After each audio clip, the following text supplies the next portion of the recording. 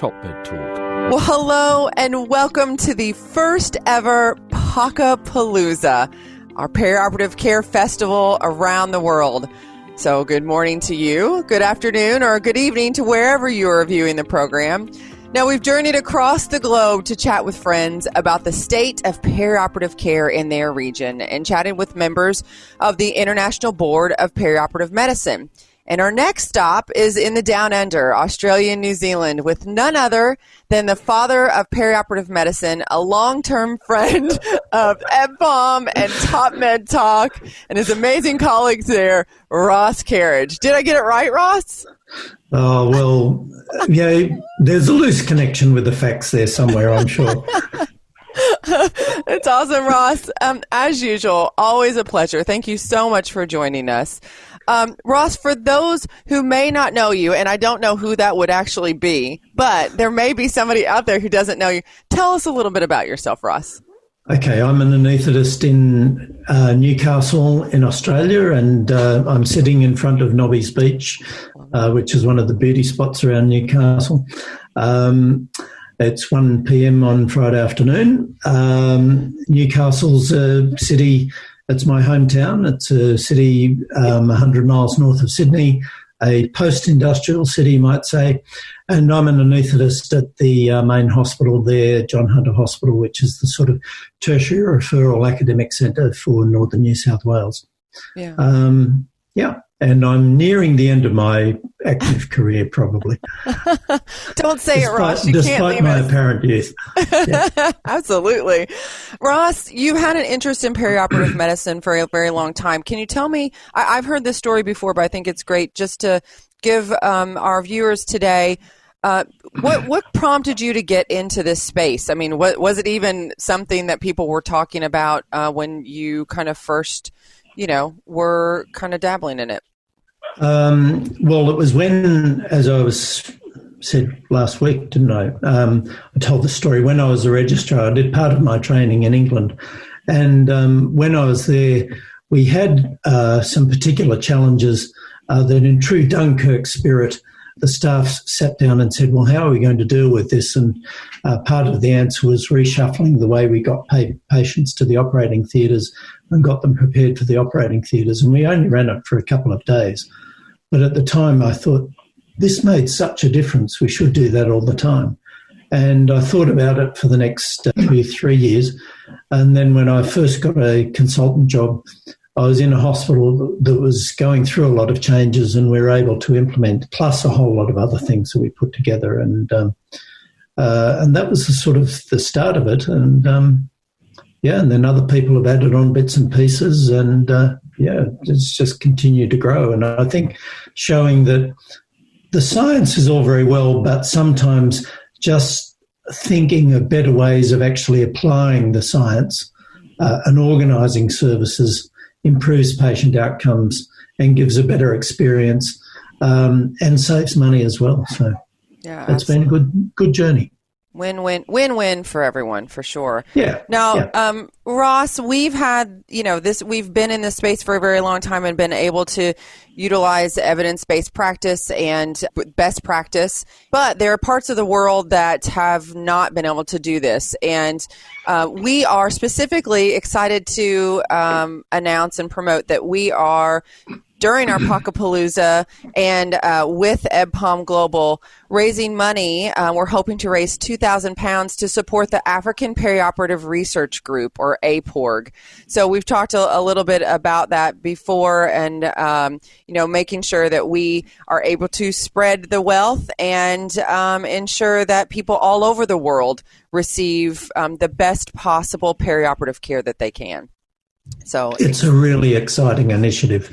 What Bruce Pickard and others have done in Africa, and we've seen some of the really African-based research that's been done, and that the answers there are very different to what they will be anywhere else, and they've got to do their own research. But the more we can do to support them, the better. Yeah, absolutely. So please, please, please donate whatever you can. I know times are tough right now with the global pandemic that's happening and everything like that. But if you could find just a couple dollars, pounds, whatever currency you're in tonight, and please go to the Just Giving crowdfunding page for APORG, APORG, the African Perioperative Research Group. We will be definitely posting this all over the EBPOM site, our TopMedTalk site. You'll have the links that you can follow to do that. So thank you very much for any donation that you can give this evening. So, all right, Ross. Well, moving on, we're so excited to have a group from Australia and New Zealand to talk about what is happening with perioperative care in your neck of the woods. So can you introduce us to your friends today? Yeah, I've got some great friends, some of the leading lights of perioperative medicine in Australia. Jill Van Acker, who's head of the Perioperative Special Interest Group. Vanessa Beavis, who is head of the Australian and New Zealand College of Anaesthetists.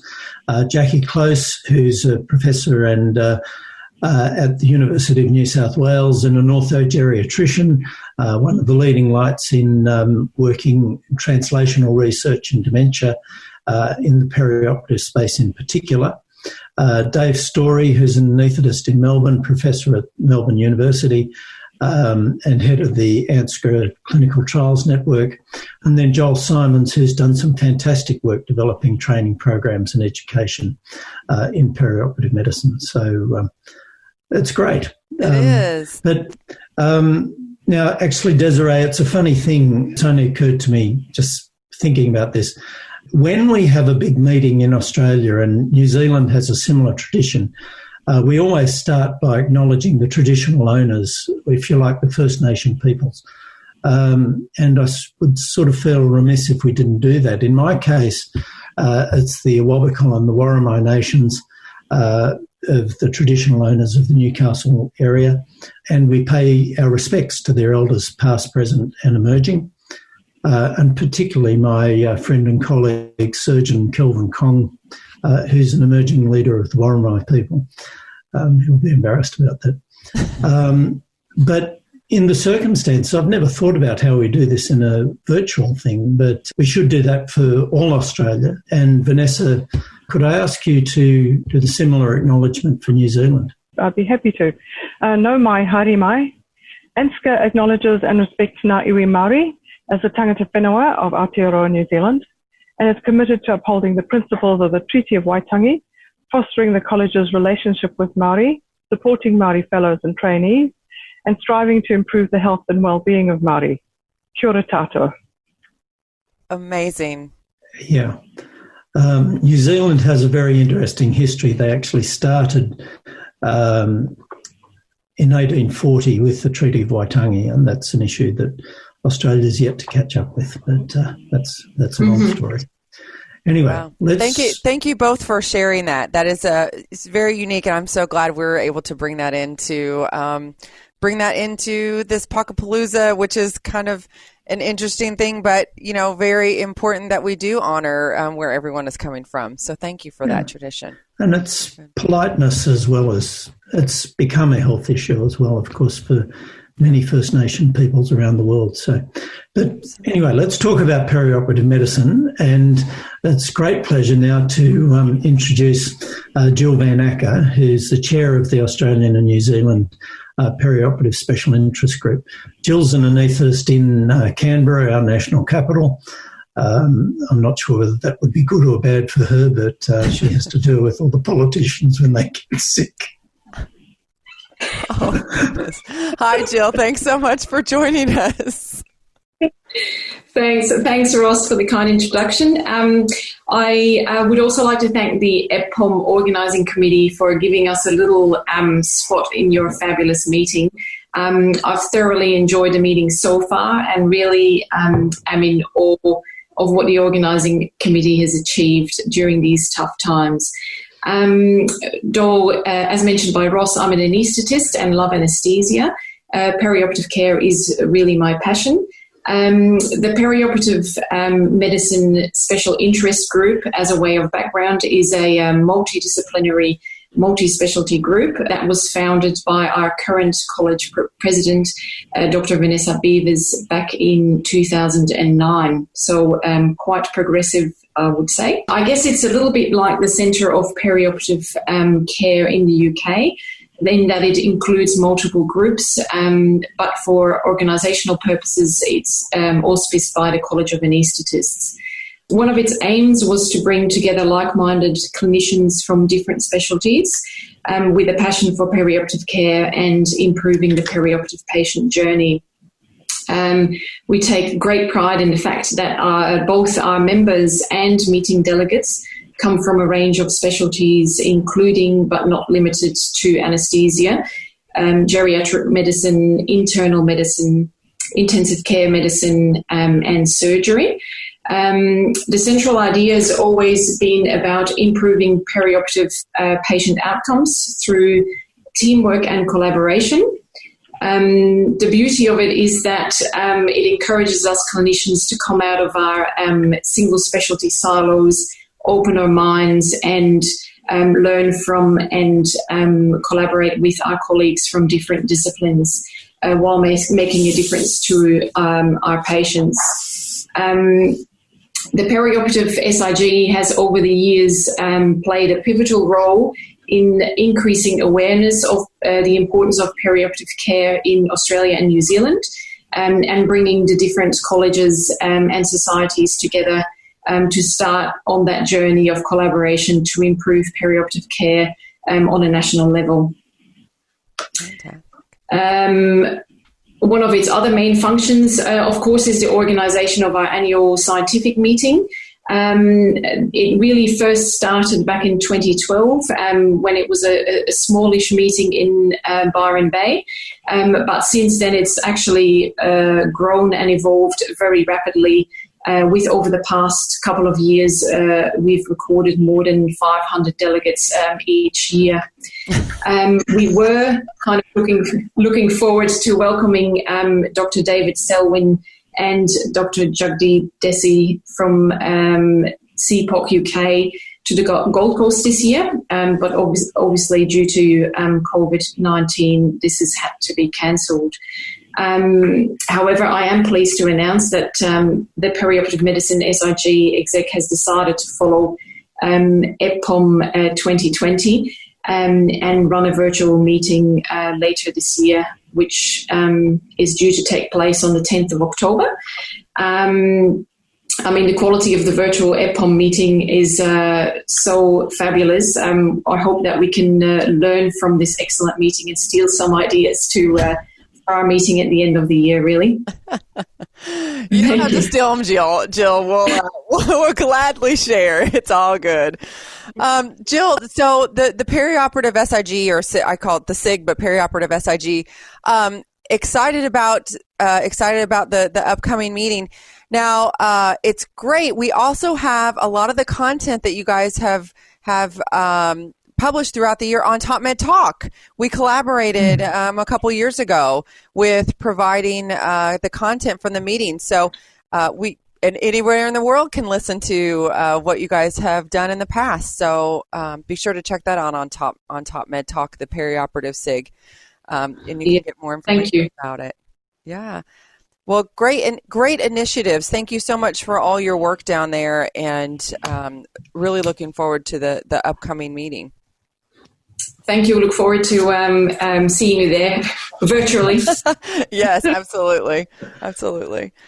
All right. Well, Ross, our next guest, we are going to be talking to our president of the Australian New Zealand College of Anaesthetists, Vanessa Beavers. Vanessa is based in Auckland in New Zealand. She's very wisely, after working very hard as Director of Anaesthesia at Auckland for many years, I think has decided to resign from that position so she can focus on being the president of the college, which I think was a pretty smart move, Vanessa, but it's not the first smart move Vanessa's made. Vanessa, so you're the president of the college there. Are you the first female president of the college? No, I have. There's a long track record and some wonderful women in whose footsteps I follow. I think I'm the fifth now, or the sixth if you count the fact that before we became a college, we were a faculty of the Royal College of Surgeons, and so Mary Burnell was the dean of the faculty many years ago. So we've this is not exactly groundbreaking for women in Australia and New Zealand. That's great. It's business as usual. Yeah, that's amazing. You guys are progressive down there for sure. That's great. So perioperative medicine, 2009. Is that what Jill had mentioned? So you're progressive for that? Yes. Well, that was when we set up the special interest group for people who are very interested in this particular thing. It wasn't universally accepted that this was necessarily something that everybody was wanting to embrace. And so my interest started not in the dark ages like Ross Kerridge, but in about 2003 or 2004, when I was a member of a task force, which I might add Ross was part of as well, looking at the position and the role that the college could play in what was then a very undefined subject or area called perioperative medicine, perioperative care, which we worked on and in the special interest group, and now here we are today. It's been a long time in the gestation. Yes, absolutely. But it's great. You guys have been leaders in this space. And really, some people may say that, perioperative medicine and this idea of looking at the whole picture is kind of a trendy thing, but it doesn't seem to be that way for you guys at all. Well, if it's trendy, that's a good thing. It's time. Its time has come. We've been working on this for a very, very long time. And I suppose just because it's trendy doesn't mean to say it's going to be, disappear off the face of the planet this time next year. I think it's there. It's in top of everyone's mind, and it will become embedded now as more and more people become involved and contribute. So it's time is now. Yeah, that's great. And it's about time too, given the desperate need for it. Yeah, absolutely. So, Vanessa, tell me, what do you think are some of the key issues that really can make or break this vision and this idea of promoting perioperative care? Well, the reason we need to do it is because we need good long-term results for patients, better than we had before, and we need to help them to live longer and to feel well for longer. And so the only way you can do that is if you have great collaboration, as Jill mentioned earlier, between specialties, and not only medical specialties, but also our allied health colleagues, nursing, everywhere. Everybody needs to apply their great skills and expertise and training to that particular patient that you're looking after. It also must start and end in primary care. And so you can argue about exactly where it starts and where it stops, but there's no doubt that it begins and ends wherever it is with the primary care physician who's looking after the patient. So there has to be good collaboration, good teamwork, and everybody needs to be involved with it. If you start having groups working in silos, we all know in a hospital, as soon as something is complex for a patient, there are cracks that they can fall through and things start to go wrong. So you need an orchestrated, systematic pathway for patients, which has to be well coordinated and with collaboration between the groups. So I think that's one thing. And I think secondly, funding a new idea, which has sort of been hard to describe, which is one of the reasons why it's taken us so long to get to this point, I think.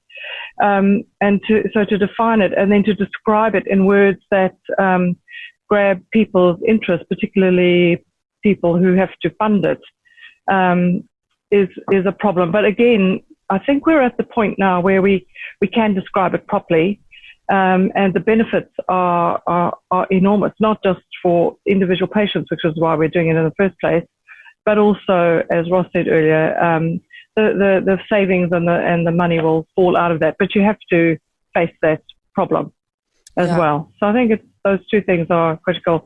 And then I suppose thirdly, there's always the individuals who are involved, who may or may not see it as their role, depending on where they come from. And the other thing is not not one particular craft group, if you like. It's got the full range of skills and expertise that needs to do this. So it's really very exciting to work with people of all stripes, if you like, and tribes to get a really great result. Yeah, absolutely. Well, and I gather, I would assume that the college then is looking at, or if they don't have already, a system for training and qualifications for, perioperative medicine? Yes, our fellowship, which consists of 5 years of training, has obviously got the academic component as well as the clinical hands-on. Perioperative medicine per se is embedded deeply within that training program. But, and so everyone, in the end, everyone can practice perioperative care or perioperative medicine, if you like. But if you want to be, if you want that as your subspecialty, you will need to do some additional expanded training of some sort. So our college is developing a qualification, a diploma of clinical perioperative care. As far as I know, at this stage anyway, it's the only college that provides a clinical diploma in this. And we're busy working through the logistics of it, and I could go into more detail, but essentially it's going to be delivered as a modular type of system, because there will be many people coming into it from all different specialties. The people pick up what they need to pick up, and there'll be, of course, recognition of prior learning for the skills that they already have. And that's how we plan to deliver it. So there'll be a clinical component as well as an academic component, which can, and all these things can be gained in many different ways and from many different sources. Mm-hmm. So for people who have just finished their training and just graduated as specialists, it will be far easier for them just to flick straight into a prescribed fellowship for I don't know how long to get all the skills and things that are needed. For those of us who've been in practice for a very long time and just need some additional buffing up, if you like, there will be a mechanism for those people to do it as well. And also it'll be open to all, not just to anaesthetists, but also to physicians or anybody, any other specialty as well. And that's part of that collaboration and contribution that we really value with our other colleagues. I mean, anaesthetists are quite good system thinkers, so it's sort of leading it, if you like, but not owning it. This is a team sport. So, yeah. That's what we're planning. So we're quite a long way down the track. COVID has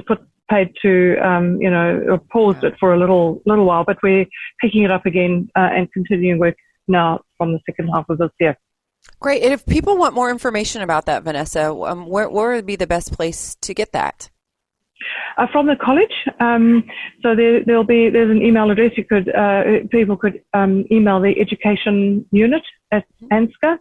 And failing that, we have a big steering committee, perioperative medicine steering committee, who's chaired by one of our counsellors called Sean McManus, and he has got the oversight of all the streams of work that are associated with this. And one stream is the education stream, and in fact, Joel Simons is on that as well. And Jill's on the group, and Dave Dave Story is our deputy chair, and Jill Van Acker is on, of course, as the chair of the SEC. So there are a number of people, but the college is the best portal to provide more information. Great. So it's education unit at ANZCA. Mm-hmm. All right. Vanessa, thank you so much for joining us. That's great. Keep up the good work there. A pleasure. Sure. Thank you. Thank you. Ross, who's our next guest? Yeah, okay. So as Vanessa said, it's a team game. We need all the skills that we can bring from the whole breadth of medicine and indeed from other disciplines as well. But Jackie Close, Professor Jackie Close, is a ortho or a geriatrician, but particularly ortho-geriatrics at the Prince of Wales Hospital, which is one of the major hospitals in Sydney, and at the University of New South Wales.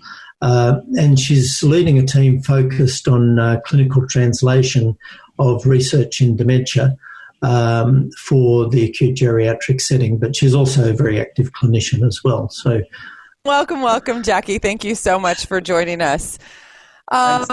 Yeah. So many of us have seen the value of geriatric medicine and been hearing a lot more about it and the benefits that it brings to the orthogeriatric setting. But diving right in, how do you see it more broadly in the development of perioperative care?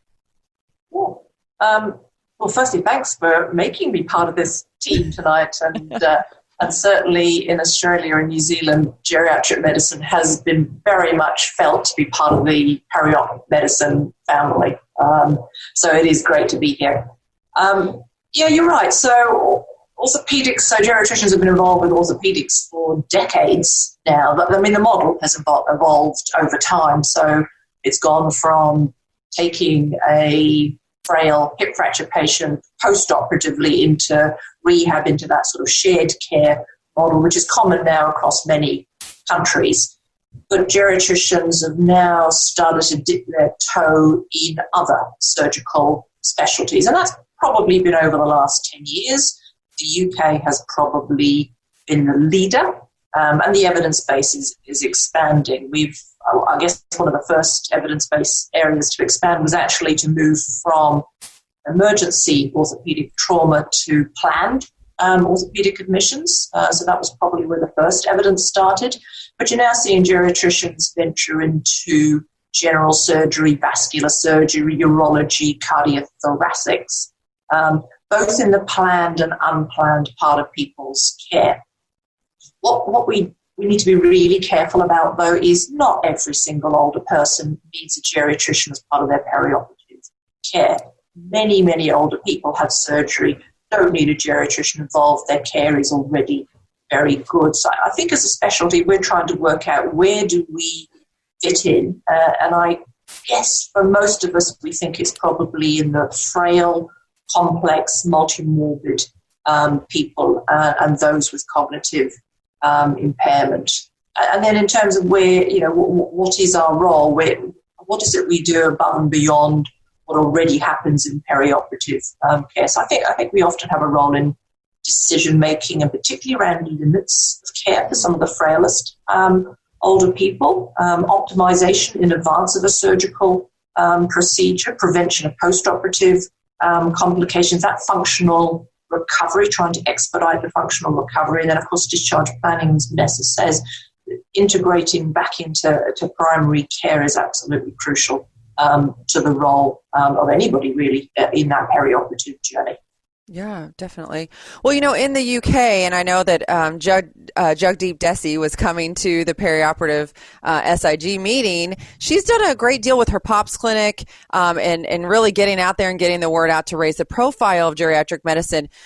What's happening in Australia and New Zealand to do that? I know you said you're kind of dipping your, people are starting to dip their toes into other things, but actually getting the word out there. Yeah. Look, Jagdeep has done fantastic stuff. I've known Jagdeep for 20 years. She's a powerhouse, isn't she? She's a powerhouse. Absolutely. So in terms of what's going on in Australia, so we are absolutely behind the UK. We're very aware of that, but we're also learning from the UK, from Jagdeep and from other centres. So there are pockets of good practice in Australia, a lot of innovation going on. Most states, and including New Zealand, are doing something. Yeah. It's driven still by the enthusiasts. The models that are evolving are different. And what it isn't at this point in time is systematized. So if you look at what Jagdeep has achieved over time, she started small, had a clear model of care, implemented the model of care, evaluated the model of care, demonstrated it was successful, and then got it resourced and moved on to the next area. So it's taken her a decade to get to where she's got to now, but she has been systematic in her approach, and that's what we need to do in Australia as well. So it is actually incumbent upon all of us who are developing models of care to actually start to demonstrate the value if we have any chance of successfully getting these services resourced. And the last thing we want to be doing is, of course, over-servicing people as well. So we're aware of that. What I would say, to support the Periop SIG, I know Jill's talked about it, and people on this panel have been instrumental in terms of setting it up. It has significantly advanced the conversations in perioperative medicine, and geriatricians have been made very welcome at that meeting, and it's probably one of the highlights for many of us on an annual basis. And what we're now starting to see is more and more geriatric medicine trainees interested in perioperative medicine and turning up to that meeting on an annual basis. So I'm pleased to hear that whilst we miss out on the Gold Coast, there will be something later on in the year. Yeah, definitely. That is great that there are a lot more interest from that group. Fantastic. Well, Jill, lastly, I know that you have a clinical role, but you're also an active researcher, Ross has told me. And where do you see this going finally, in the final moments here, where do you see this going as a perioperative model of care develops to become the normal way of doing things? I think from a research perspective, we need to put some formal and robust evaluation around the intervention. So a lot of what happens in geriatric medicine is not like a drug trial where you give drug X and look for response B. They're usually complex interventions, but there is robust methodology out there to evaluate these complex interventions. So from a research perspective, we really do need to focus on these proper evaluations. And likewise, you can watch what Jagdeep and other colleagues are doing in the UK. That's within the NHS context. Our healthcare context in Australia and New Zealand are different, and Australia and New Zealand are different in terms of the way their services are funded, etc. So even if we're trying to adapt something that's worked in another country, we really do need to be evaluating it in the Australian or New Zealand context. And I know Dave Story is going to talk about clinical trials platforms, but geriatric medicine needs to think about how it looks at perhaps involving some of our work in terms of the clinical trials platforms, and also having a minimum common data set. So yes, it's great that people are setting up services, but everybody's evaluating their services in different ways. If we had a minimum data set that would allow, facilitate some more collaboration and being able to compare, that would be useful as well. So they're just a few ideas in terms of the research agenda. Wow, that's great, Jackie. Thank you so much for your work there, and can't wait to collaborate in the future with you guys and hear more. Thanks, hear more about it. Ross, you seemed excited about what Jackie was saying. I was really biting my tongue to stop myself cheering and confusing the audio when she talking about the minimum data set. I think that is such a no-brainer about the way forward. But anyway, look, you don't want to hear from me. Our next guest is David Story, who's the professor and chair at the University of Melbourne and an anaesthetist at the Austin Hospital, which is one of the major hospitals in Melbourne. And he's head of the ANZCA, that's the Australian New Zealand College of Anaesthetists Clinical Trials Network. And we've really managed to, for a relatively small population, we really punch well above our weight as a result of the ANZCA CTN. And I think David's got a lot to tell us. So, David, where are you? And David's very well, his sartorial elegance is legendary because he's from Melbourne. David, thank you so much for joining us. How are you today? Good. I'd like to compliment Ross on his excellent tie. The other thing, well, actually, I do need to say that what do you call an anaesthetist in a suit? And the answer is the defendant. Oh, no. Now, moving on from that. As much as I hate to correct Ross, I do need to say that I've previously been chair of the CTN. I'll talk about that in a moment. But the current chair is Andrew Davidson, who's from our Royal Children's Hospital, is in fact a leading paediatric researcher. And that's important because one of the areas where the CTN that has traditionally looked at adult perioperative medicine is now moving to other areas, and having Andrew and a colleague Britta in Perth bringing paediatric research into our realm more frequently and more extensively, I think is very important. Well, Dave, I know that you're also, in addition to the work that you've done in the CTN, been involved with the International Board of Perioperative Medicine, or you're representing Australia in that group. That's one of the things that we tonight are talking about, is the International Board, and promoting and making sure we get the word out there about that.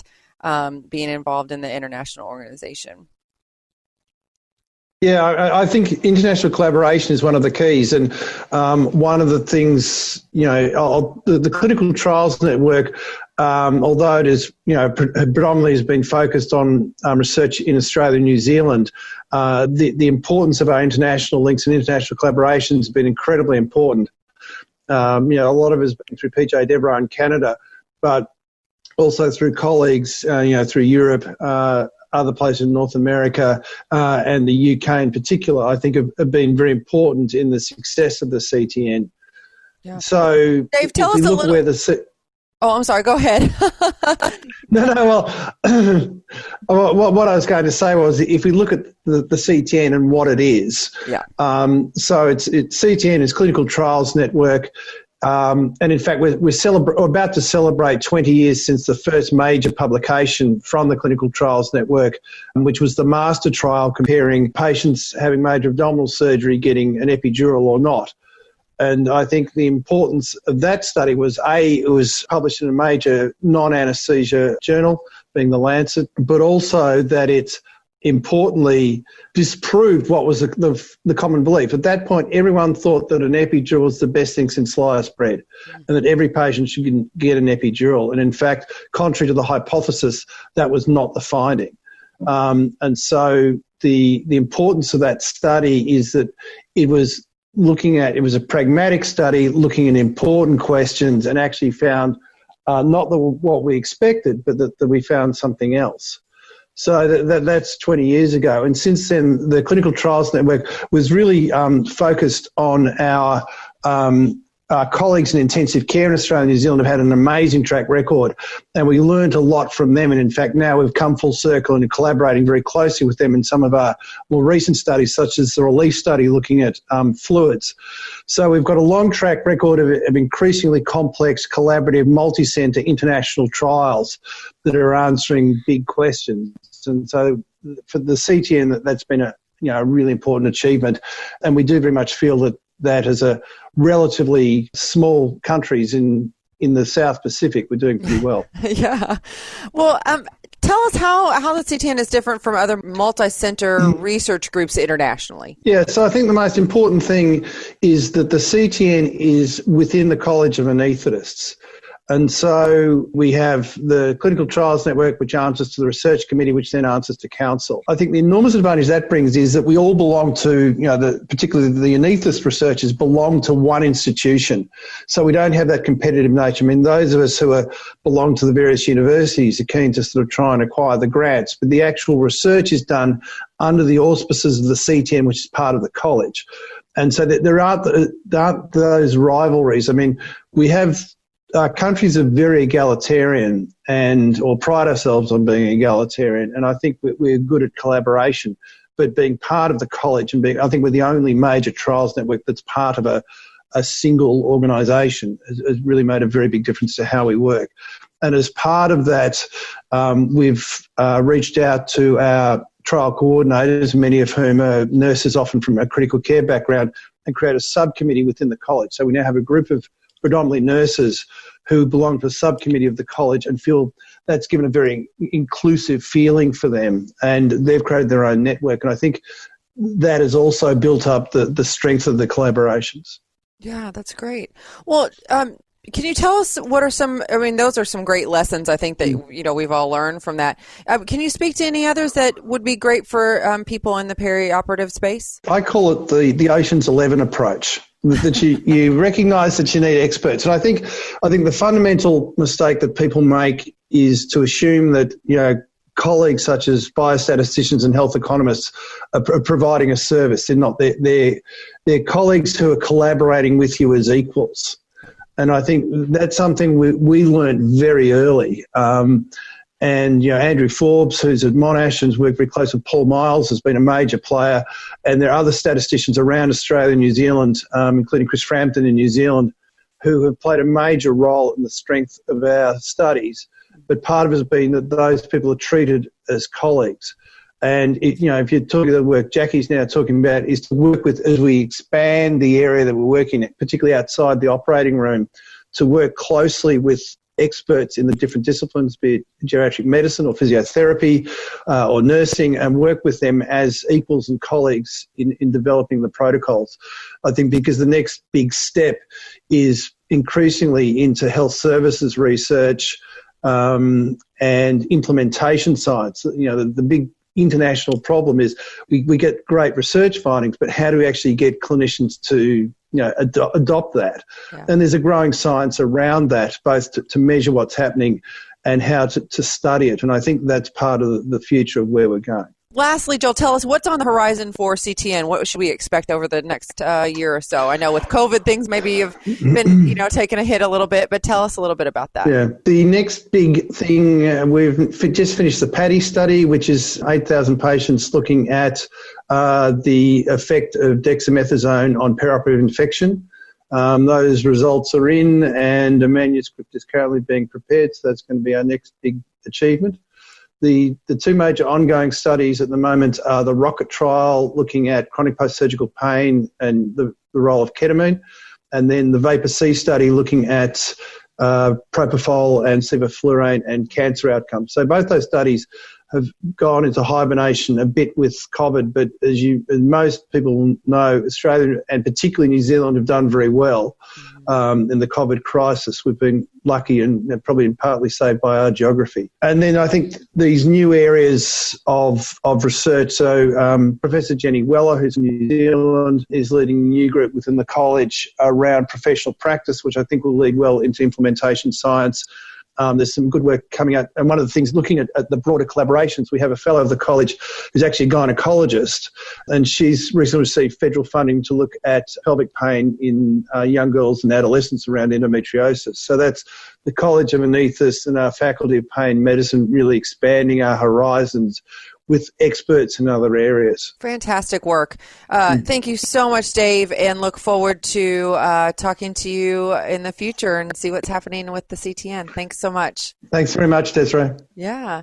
All right, Ross, we have one more guest. Yes. Look, I've got to take issue with Dave. Yes, that we as individuals have been very lucky to be living in a country where we've been lucky so far with regard to COVID, but it hasn't just been luck, it's been smart as well. And, we have had our politicians for once have listened to the scientists and the experts and have done what they've told, what they've been advised mostly, and we've got the benefits of it. And hopefully we'll get the message out there that sometimes science and expertise counts. But, okay, that was great. So now our final guest, so to speak, is Joel Simons. And Joel is an anaesthetist at the Alfred, which is one of the other major hospitals in Melbourne.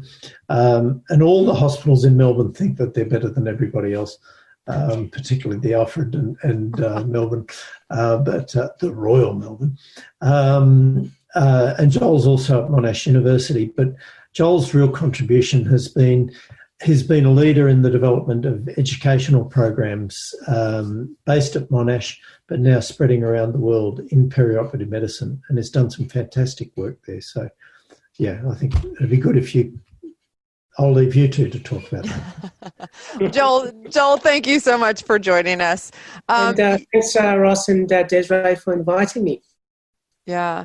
So, Joel, you are kind of known for that, an educator in perioperative medicine. So, tell us a little bit about what you're doing with education in perioperative medicine right now. The first lesson I learned in perioperative medicine education is don't walk into Paul Miles, who's my boss. Don't walk into his office and ask if you can help him with something. Because I did that in 2008. And he said, sure, I want to set up a perioperative medicine education program. Can you do it? So that's where my journey in perioperative medicine education started in 2008, where Paul and I put together the first syllabus in perioperative medicine in the world. And that quickly morphed into a perioperative medicine short course, which we initially ran face-to-face in 2009 and then went online the following year. And that grew to about 200 to 300 participants a year, and it's delivered entirely online. And eventually we set up the first Master of Medicine in Perioperative Medicine through Monash University, which commenced in 2013, and that's been going really well since then. When we set up this education program, exactly like Vanessa and Dave and Jill said before, perioperative medicine is about collaboration. And the same way as we collaborate with perioperative medicine clinically, I was hell-bent on involving all specialties and all players in perioperative medicine in the education offering as well. So when we started the short course in perioperative medicine, we involved all types of clinicians. We involved surgeons, intensivists, physicians, geriatricians, sleep specialists, and they've all been involved from day dot in delivering content, and we heavily rely on their expertise. Yeah, and what sort of response have you had from those groups being involved, and people taking those courses? Have you had a lot of people interested in that? The response has been overwhelming. Our short course in particular fills up pretty quickly within weeks. It's good having an online course because we're not really capped.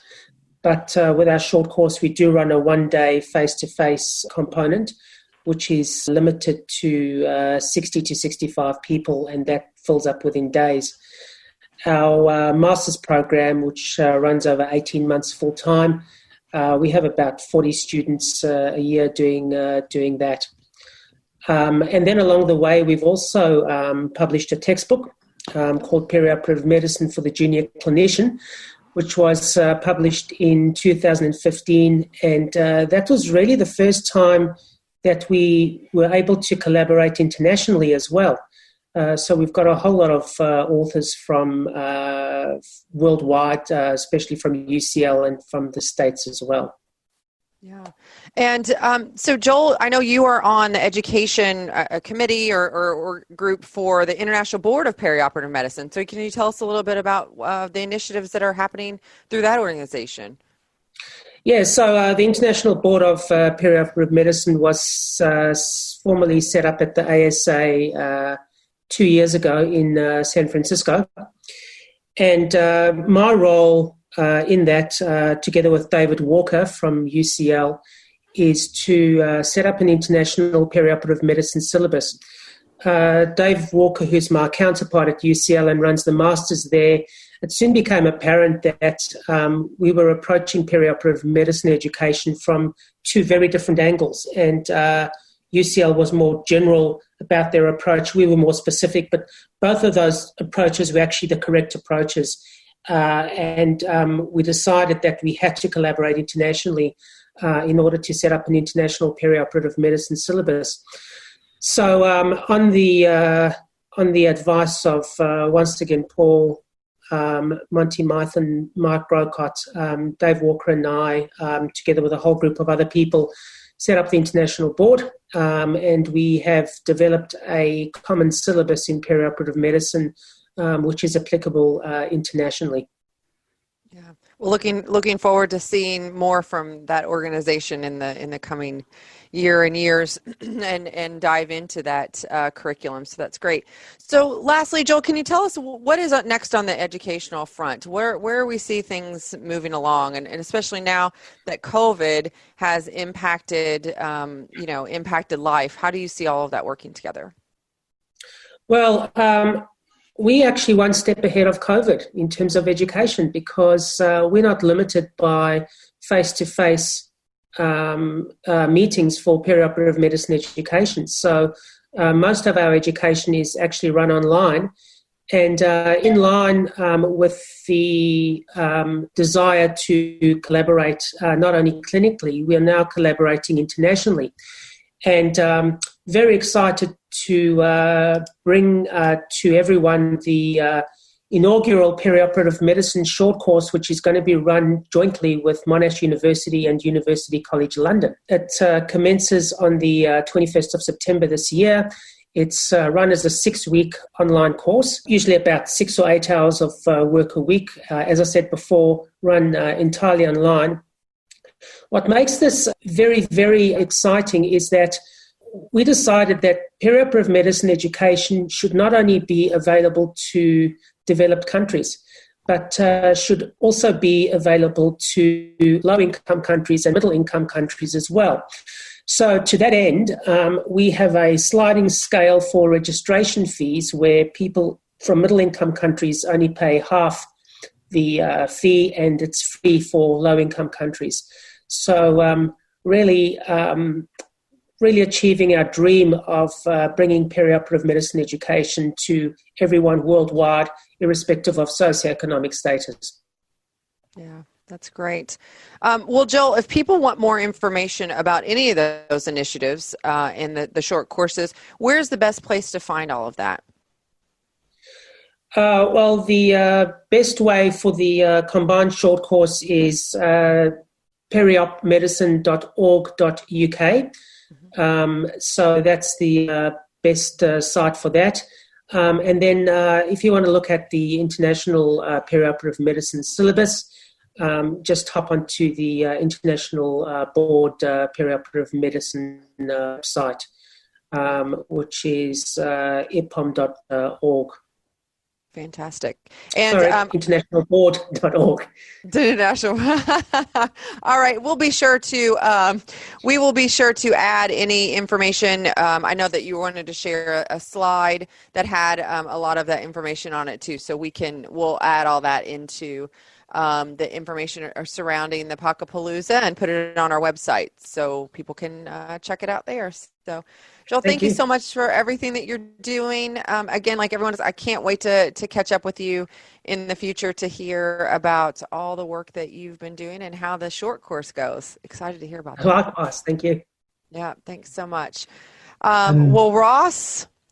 Well, Joel, Joel, thanks for that, and thanks for all the work that you've done and maintaining that ongoing commitment and that vision to intellectual generosity and sharing it around the world. It really is inspiring. So yeah, absolutely. Yeah.